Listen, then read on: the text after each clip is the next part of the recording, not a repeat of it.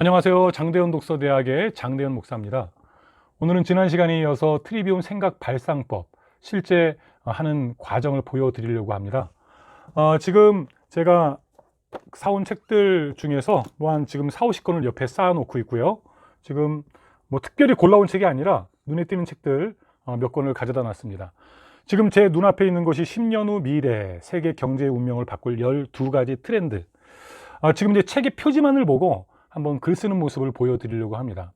지금은 어떤 주제의 책을 위한 글을 쓰는 것이 아니라 그냥 일상생활 속에서 나로 하여금 생각이 들게 만드는 그 키워드에 대해서 간단하게 정의를 내린다고 보면 됩니다. 오늘 일상을 살아가는 우리들이 많은 것을 알고 있는 것 같지만 제대로 알고 있는 것이 많지가 않습니다.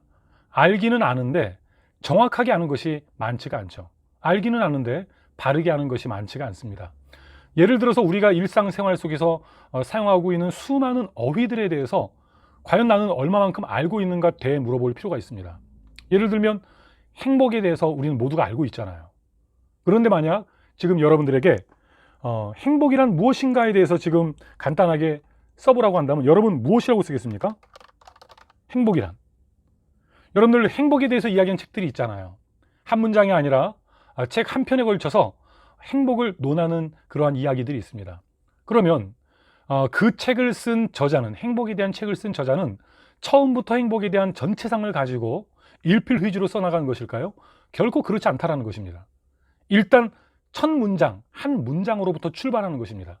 그리고 그 한 문장이 구조를 가질 때 그 내용이 늘어날 뿐만 아니라 생각이 점점 확장되어 가죠. 그리고 행복이라고 하는 단어와 그 어휘와 세상의 수많은 어휘들이 만나면서 예전에는 작가 스스로도 하지 못했던 생각들을 글을 쓰는 가운데 생각하게 되는 겁니다.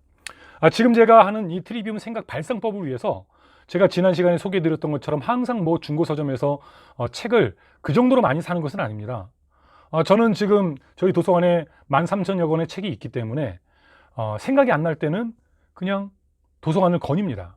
그리고 책을 표지를 보기도 하고요. 그냥 그 시간 와닿은 책이 있다면 꺼내서 목차도 보고 그리고 내용도 훑어봅니다. 예전에 봤던 책일 수도 있고요. 아니면 내용을 뭐 많이 보지 않은 그런 책일 수도 있습니다. 지금 여러분 눈앞에 있는 이 책은 바로 지난 주간에 샀던 그 424권 중에 한 권입니다. 지금 제 옆에 한 50권의 책들이 쌓여 있는데 지금 이 순간에는 제가 책의 내용은 보지 않고요. 그냥 책의 표지만을 보면서 떠오르는 생각들을 적어 보도록 하겠습니다. 여러분들이 작가들의 책을 만날 때 여러분이 만나는 그 글은 생각의 결과물, 그리고 퇴고의 과정을 통해서 다듬어진 그 결과물이란 말입니다. 지금 제가 이곳에 쓰는 글은 어떤 목적을 가진 글이 아니에요. 그냥 저의 생각 트레이닝이죠. 그래서 제가 일상생활 속에서 써놓은 꼭지글들 가운데 완성되지 않은 꼭지가 1,500꼭지가 넘게 있습니다. 어떤 꼭지는 A4 한 페이지 쓴 것도 있고요. 어떤 것은 그냥 한 두 줄의 간단한 정의로 끝난 것들이 많이 있습니다. 지금 제가 여러분들에게 보여드리고자 하는 그 트리비움 생각 발상법을 통한 글쓰기도 마찬가지입니다. 제가 글을 잘 쓰니까 여러분들 제 글솜씨를 보십시오. 그게 아니에요. 뭐 좋은 글이 나오지 않을 겁니다. 왜냐하면 나의 생각을 있는 그대로, 때로는 논리적이지 않을 수 있습니다. 드는 생각을 끄집어내는 것이기 때문에 그렇죠. 그런데 제가 이곳에 써놓은 글들은 어찌 보면 조각가도 같습니다. 퍼즐의 한 조각들. 하나하나를 놓고 보면은 부족한 듯 보이고 완벽해 보이지 않지만 시간이 지나면서 그러한 퍼즐 조각들이 늘어나게 되고 그리고 그 퍼즐 널려놓은 조각들을 하나하나 다듬어 가다 보면 멋진 문장이 되고요. 하나의 그림을 완성하며 한 권의 책을 이루기도 하죠. 그럼 서원이 길었는데 한번 진행해 보도록 하겠습니다. 말 그대로 지금 제가 이 책에 대해서 어떤 생각을 했던 것이 아니라 그냥 제목을 보면서 어떤 어휘와 문장을 보게 되면 그 드는 생각이 있잖아요. 그 드는 생각을 여기다 적어보는 겁니다. 10년 후 미래, 세계 경제의 운명을 바꿀 12가지 트렌드. 10년 후 세상은 어떻게 변할 것인가? 10년 후의 미래.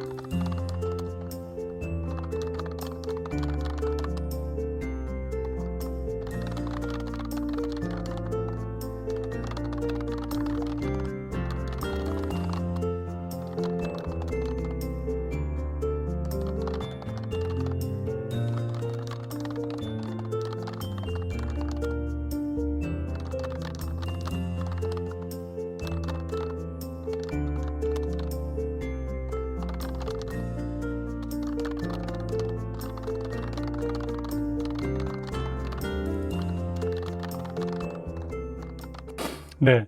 어떤 분들은 지금 제가 쓴 이 글을 보면서 뭐 글 잘 못 쓰네 할 수도 있습니다. 맞습니다. 지금 제가 쓰는 이 글들은 매일매일 저는 A4 2장 이상의 글을 쓰거든요. 그런데 남에게 보여주기 위한 글이 아닙니다. 그냥 떠오르는 생각을 종이 위에 옮기는 겁니다. 그리고 그냥 써놓은 그 글을 때로는 몇 개월 동안 보지도 않습니다. 책을 쓸 때 그 글이야 계속해서 보면서 다듬어 가겠지만, 지금 이런 식으로 내가 쓰고자 하는 글이 아니라 그냥 10년 후 미래라고 하는 이 키워드를 받아들인 상태에서 드는 생각을 간단하게 적은 겁니다. 그 유엔에서 그 청년을 정의할 때 18세부터 65세라는 것을 보면서 예전이라고 한다면 어떻게 65세를 청년이라고 할 수 있을까라고 하지만, 이제 50이 되는, 그리고 65세를 얼마 남기고 있지 않은 제가 생각할 때 65세가 돼도 마음의 그 젊음뿐만 아니라 이제 의학의 발달로 인해서 몸의 건강도 그만큼 유지될 거라고 생각합니다. 그래서 예전에는 60세, 65세, 70세 은퇴라고 하는 그 이야기들이 있는데, 은퇴라고 하는 것이 아니라 그 이후의 삶을 어떻게 살아갈 것인가에 대해서 우리는 생각을 해야 될 것입니다. 세계 경제의 운명을 바꿀 12가지 트렌드. 만약에 저 키워드를 가져다가 또 이야기를 이어나간다면 또 다른 이야기를 할 수 있겠죠. 여기서의 요점은 무엇이냐면, 글을 잘 쓰냐 못 쓰냐가 아니라 어떤 어휘가 들어오게 되면 이 어휘를 읽기 전에, 이 문장을 읽기 전 뭐 몇 초 전에는 들지 않았던 생각을 하게 된다는 겁니다. 어휘가 들어오니 생각이 들고, 그리고 생각을 하게 되고, 지금 여러분들은 그 결과치로서의 결과로 뭐 몇 줄, 지금 제가 글자 크기를 여러분들에게 보기 쉽게 하기 위해서 20포인트로 써 놓았습니다. 그러면 이 부분은 나중에 언제고 글을 다듬어 가면서 또 활용할 수 있는 글이 되는 겁니다. 10포인트로 한번 줄여볼게요. 예, 다시 한번 책을 바꿔보겠습니다. 어떻게 트렌드에 대한 그 책들이 지금 계속 나오는 것 같은데요. 세상에 없는 트렌드를 만드는 사람들, 고유의 빛깔과 향기로 승부한다.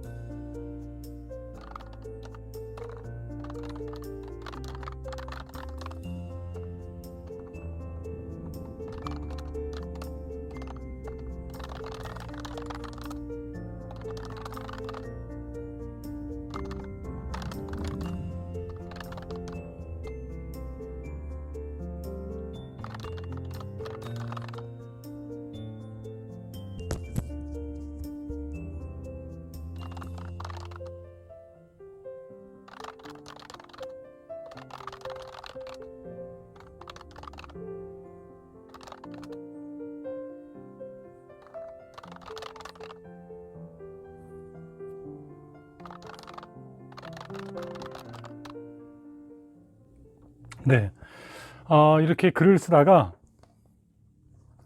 생각이 잘 안 날 때가 있어요. 뭐 지금 쭉 써온 글이기 때문에 말이 잘 안 될 수도 있습니다. 나는 내향적인 사람이다. 성인이 되어 나를 만난 이들은 나를 활동적인 사람으로 생각한다. 외향적이고 적극적인 사람으로 여긴다. 실상은 다르다. 남들과 함께하는 시간도 즐겁지만 가장 편안한 시간은 나 홀로 책상에 앉아 책을 읽고 글을 쓸 때다. 하루가 아무리 힘들고 하루가 아무리 힘들고 지쳐도 집에 돌아와 책상에 앉으면 모든 피로가 가신다. 첫째 딸 호화와 둘째 딸 사랑이의 성향은 다르다. 달라도 너무 다르다. 호화는 학습적인 성향이 나와 비슷하다. 호화를 지도하면서 학습과 관련하여 힘들었던 적은 한 번도 없었다. 지도하는 모든 것을 잘 따라 주었고 기대하는 것 이상의 결과를 보여주었다. 사랑이는 달랐다. 읽고 쓰기보다는 말하고 행동하는 것을 좋아했다. 다행스러운 것은 아빠인 내가 그것을 잘 알고 있을 뿐 아니라 있는 모습 그대로 인정해야 한다는 사실도 알고 있다는 것이다. 호화처럼 따라주지 않으니 마음이 불편한 가운데 참아내는 것이 아니다. 하나님이 창조하신 모습이 다르고 그들을 향한 뜻이 다를 수 있음을 인정하기에 사랑이에게 호화가 보였던 모습을 요구한 적이 없다. 사람에게는 자신만의 고유한 빛깔이 있다. 자신만의 향기를 풍기며 살아갈 때 진정한 생의 행복을 경험하게 된다.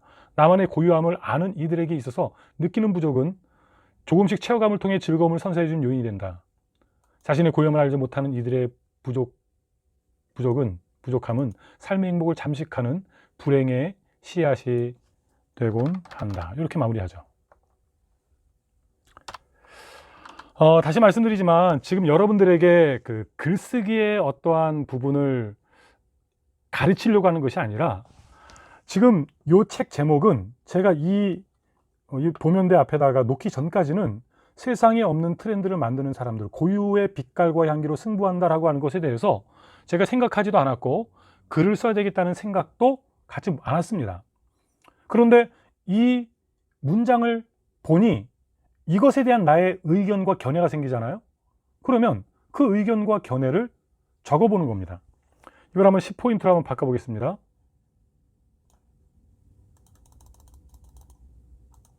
예. 지금 이렇게 본다면 제가 지금 이제 좌우 여백을 많이 없앴기 때문에 그런데 지금 A4 한 반 장 정도를 쓴 것 같아요. 지금 두 가지 키워드죠. 첫 번째는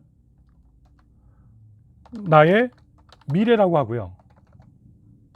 미래라는 키워드를 잡아보고 두 번째는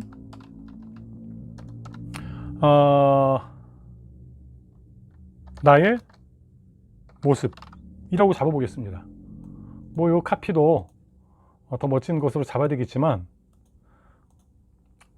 나의 미래와 나의 모습에 대해서 지금 이 두 권의 책의 표지를 통해서 이만큼의 생각을 뽑아냈잖아요. 그러면 이것은 나의 생각의 조각들이에요. 이런 조각들이 1000개 모이고 2000개, 3000개 모인다고 생각해 보세요. 그러면 제가 이제 이것을 오늘 썼잖아요. 그럼 내일 이것을 다시 읽어보다 보면요, 문장을 수정하게 돼 있어요. 한번 볼까요? 60을 맞이한 나의 미래 어떤 모습으로 살고 있을까? 유엔에서 정의한 청년의 연령대가 18세에서 65세라는 것을 보았다. 중년은 66세부터 80세로 정의한다. 이 정의대로라면 나에게 청년의 시기는 아직 6년이 남았다. 아마도 시간이 지나다 보면 그 정의도 변하리라.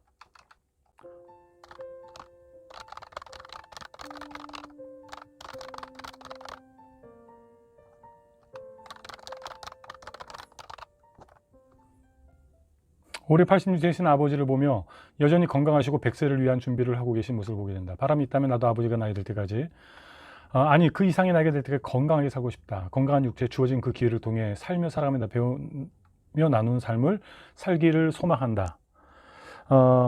이른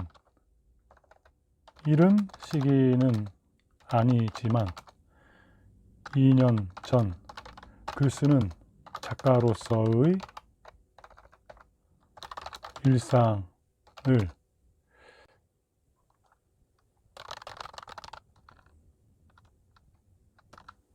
빼도 되겠네요. 2년 전 글쓰는 작가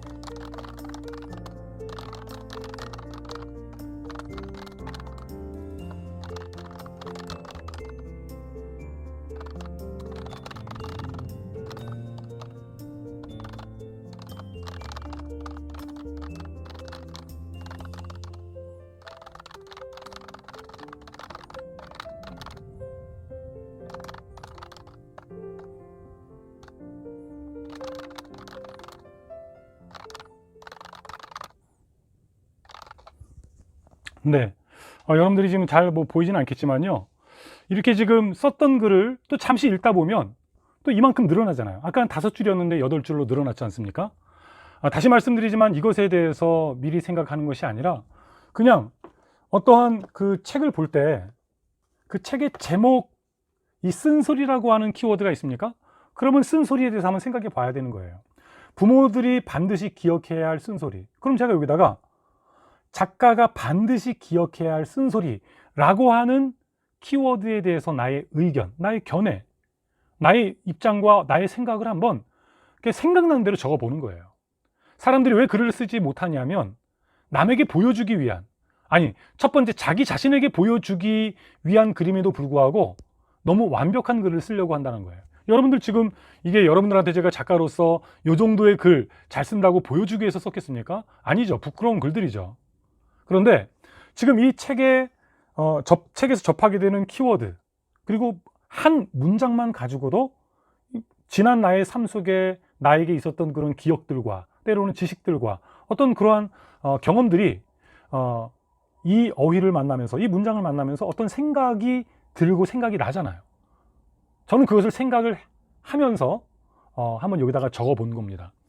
어저께 여러분들한테 보여드렸던 중고 알라딘에서 구입했던 그 420권의 책들, 다시 말씀드리지만 아마도 정독하는 책은 많지 않을 거예요. 지금 제가 정독하겠다고 사다 놓은 책들도요, 벌써 뭐 올해 들어서만 거의 200여만 원이 넘습니다. 그리고 그 책들은 그래도 최대한 읽기 위해서 노력하고 있고요. 저술하려고 하는 그런 책들의 주제와 연관이 있죠. 여러분들에게 두 번째 시간으로 트리비움 생각 발상법에 대해서 말씀드렸는데요. 세 번째 시간에는 좀 다른 방식으로 일상의 그 브레인스토밍을 해나가는 저의 생각 발상법, 그런 이러한 키워드 글쓰기라고 할까요? 그 방법을 다시 소개하는 시간 갖도록 하겠습니다. 감사합니다.